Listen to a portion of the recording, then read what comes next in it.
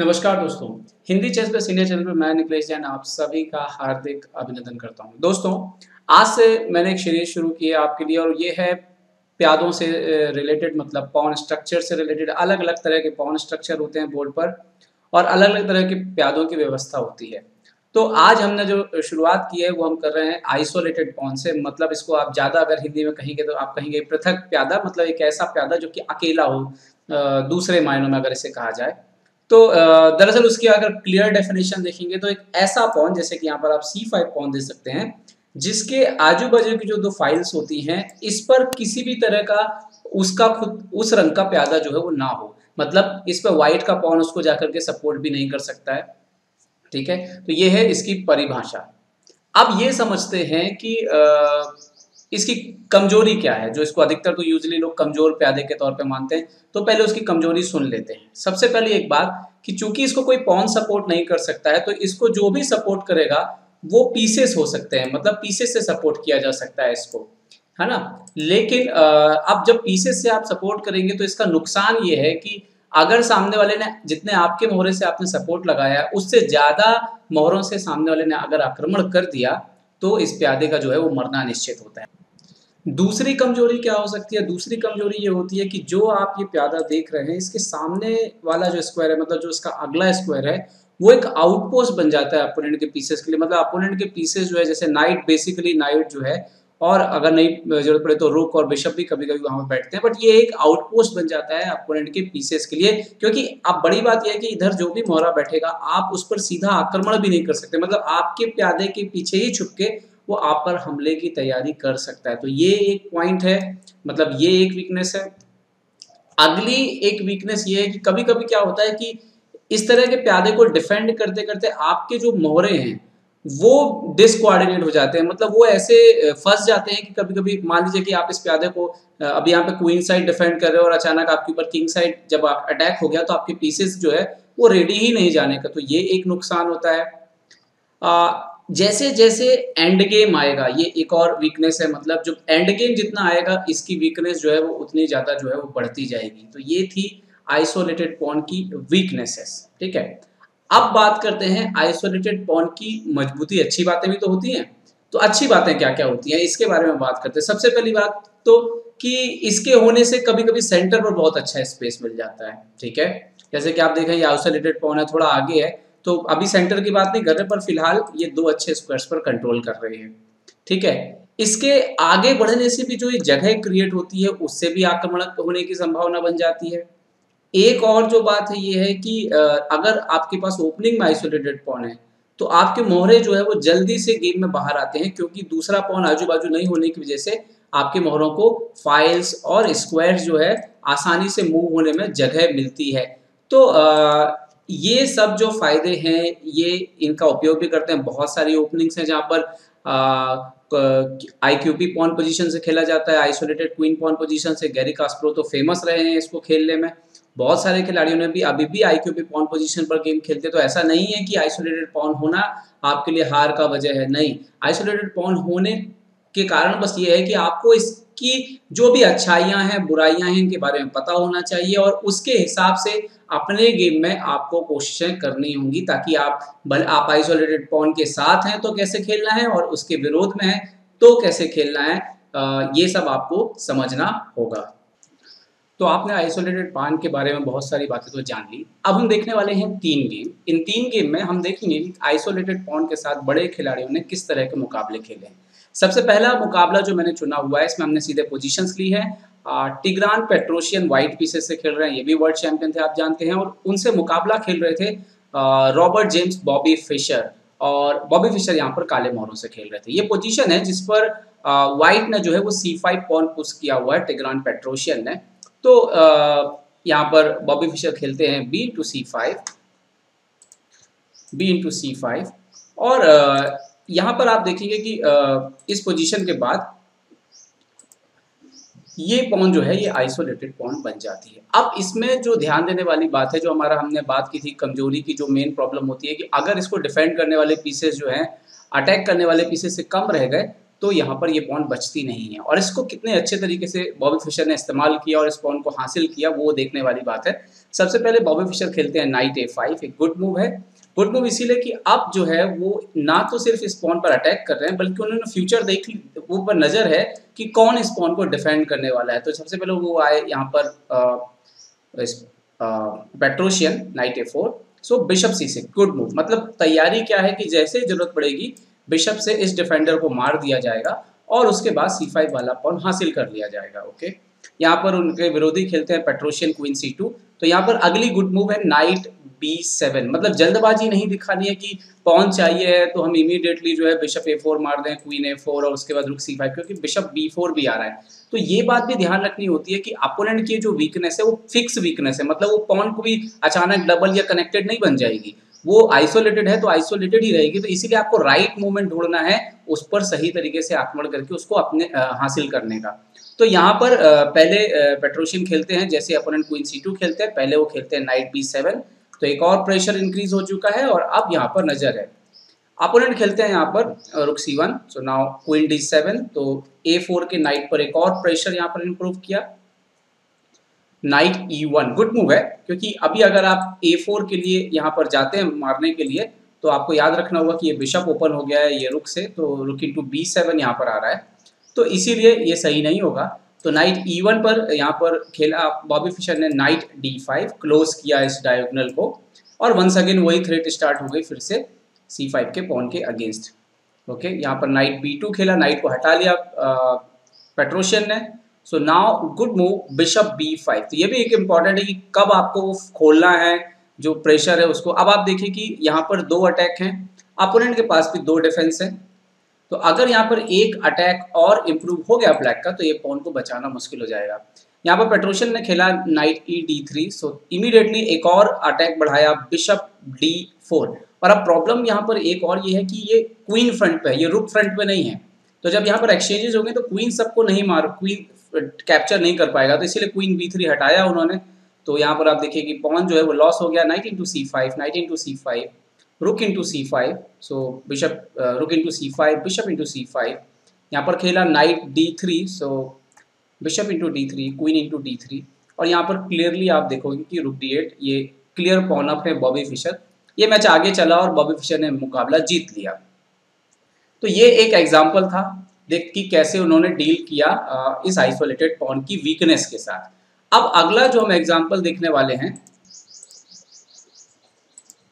वो है पेट्रोशियन और यूरी बालाशोव के बीच मुकाबला हुआ। ये मुकाबला हुआ 1974 में URS गेम्स सोवियत यूनियन में हुए थे, उसमें ये मुकाबला खेला गया।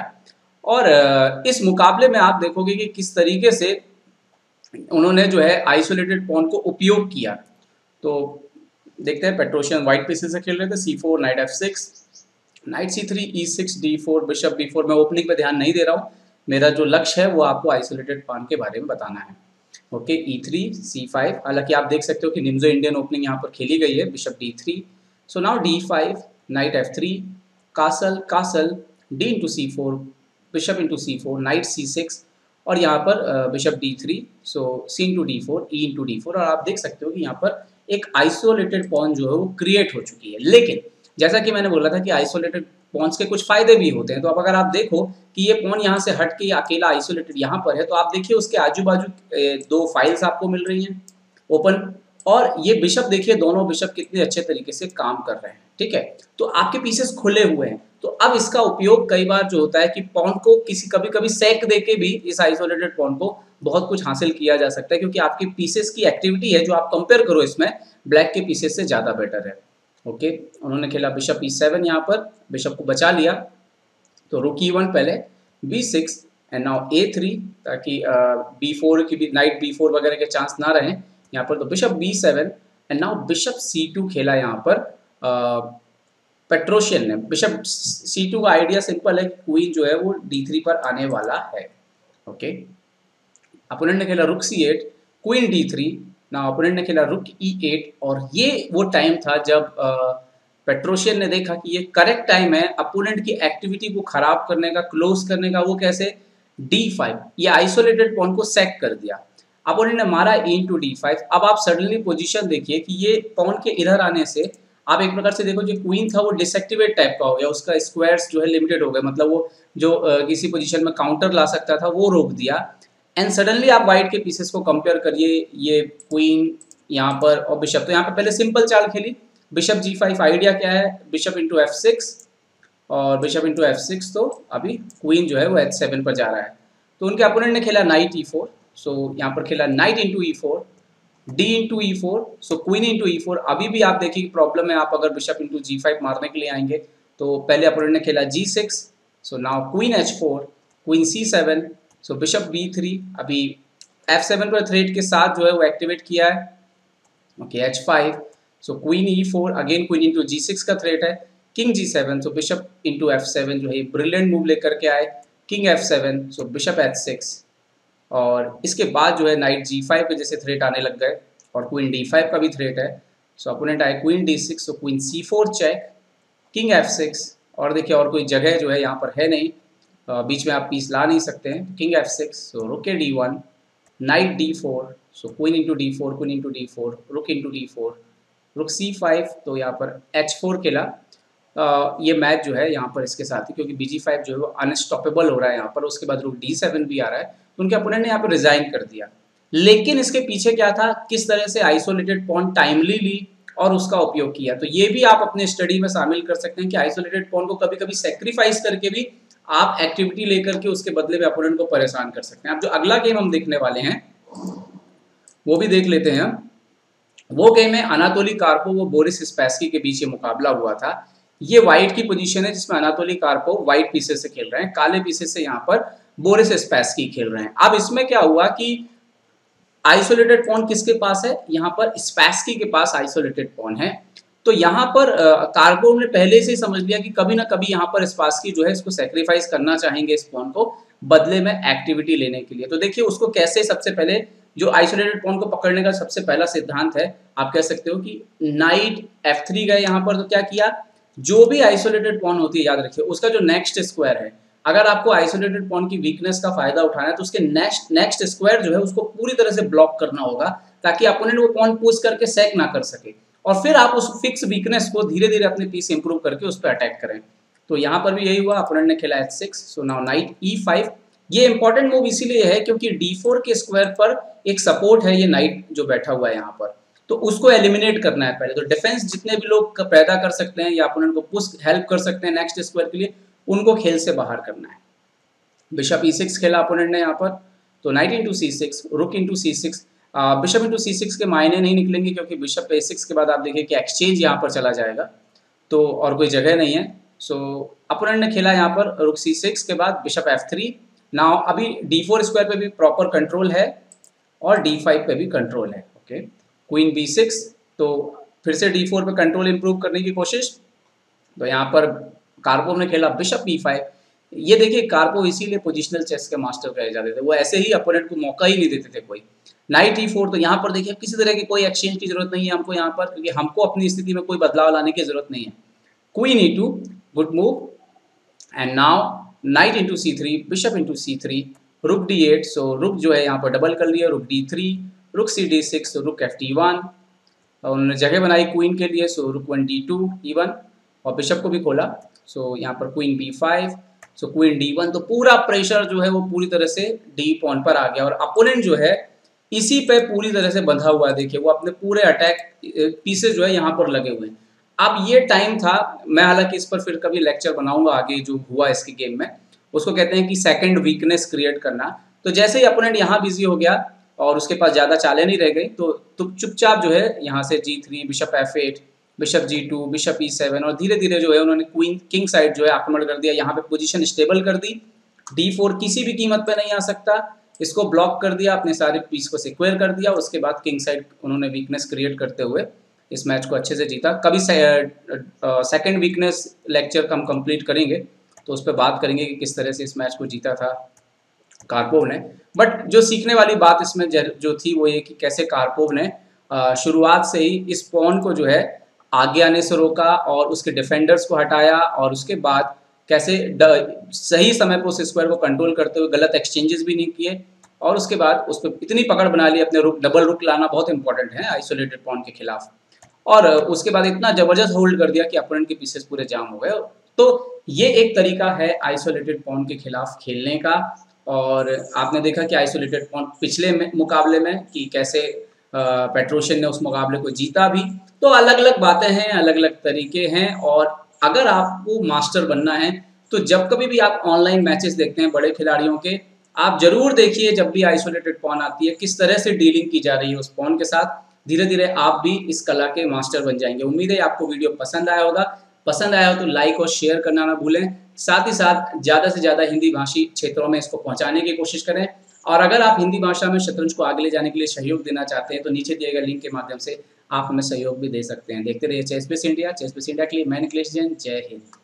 तो उम्मीद है आपको हमारे वीडियो पसंद आए होंगे। अपने सुझाव हमें जरूर दें और याद रखें शतरंज की हर छोटी बड़ी खबर के लिए जुड़े रहें चेस बेस इंडिया चैनल से। जी हाँ, चाहे वो खिलाड़ियों के इंटरव्यू या फिर वो खेल का विश्लेषण, चेस बेस इंडिया हमेशा आपके लिए खबरें लाएगा सबसे तेज सबसे जल्दी। सब्सक्राइब करें Hindi chess base India channel को। अगर आप यूट्यूब पर देख रहे हैं तो सब्सक्राइब करें और साथ ही साथ बेल आइकॉन दबाना ना भूलें दोस्तों, क्योंकि इसी से मिलेंगे आपको सारे नोटिफिकेशन। फेसबुक पर देख रहे हैं तो जरूर लाइक और शेयर करना ना भूलें।